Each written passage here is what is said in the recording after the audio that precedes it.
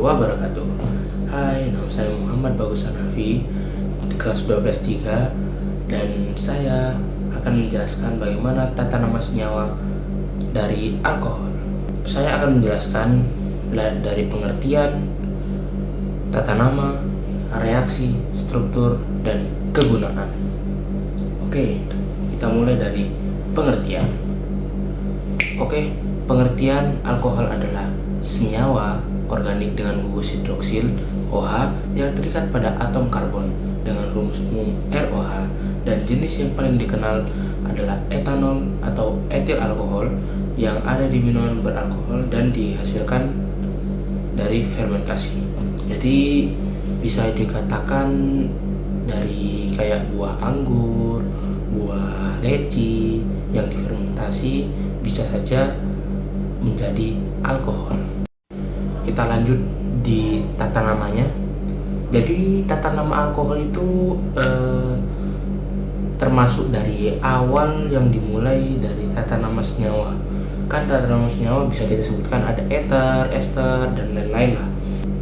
Jadi tata nama alkohol mengikuti aturan IUPAC dengan mencari rantai karbon terpanjang yang mengandung gus OH. Jadi bisa kita katakan itu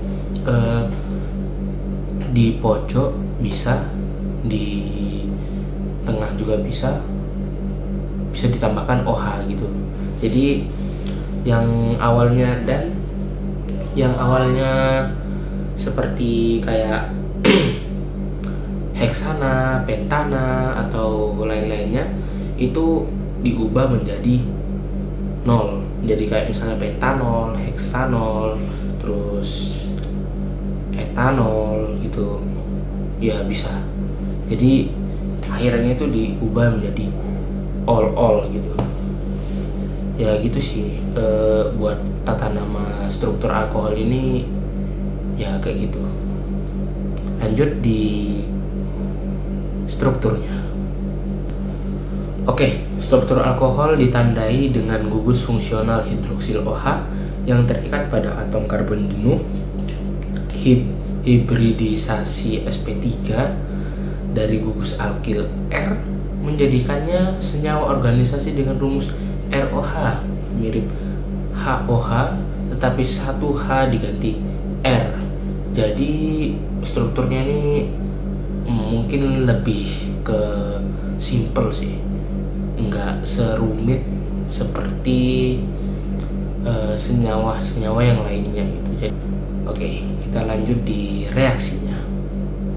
Reaksi alkohol bisa kita jelaskan sangat beragam, bahkan meliputi oksidasi menjadi aldehid, keton, atau asam karboksilat, eliminasi dehidrasi menjadi alkena atau ether, esterifikasi dengan asam karboksilat menjadi ester, substitusi dengan hidrogen halida menjadi alkil halida, serta reaksi dengan logam alkali NaK membentuk alkoksida dan gas hidrogen. Jadi ya bisa kita jelaskan reaksi alkohol itu sangat beragam ya, tidak hanya satu gitu, bisa meliputi seperti yang saya sebutkan tadi gitu. Kita lanjut di kegunaannya. Nah, alkohol ini tidak serta-merta selalu berbahaya dan kayak apa ya. Kita bahas agama dulu. Dalam segi agama mungkin alkohol ini tidak layak dikonsumsi karena ya sudah pasti dalam hukum agama itu sudah haram ya, apalagi bisa memabukkan gitu.